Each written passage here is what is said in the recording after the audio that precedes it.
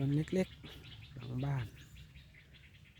อันนี้ก็ห่อฝรั่งไปแล้ว4 ลูกต้นเล็กๆก็มีลูก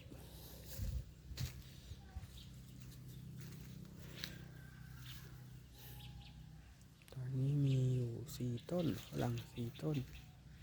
ต้นนี้เล็กมากแต่อันนู้นกำลังเป็นดอกมีพริกด้วย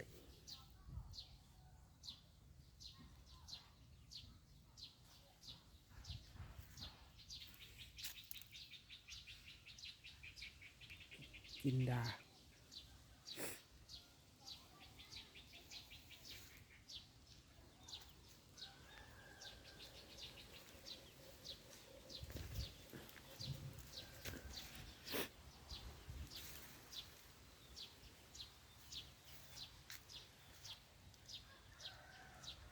อันนี้แม่ปลูกไว้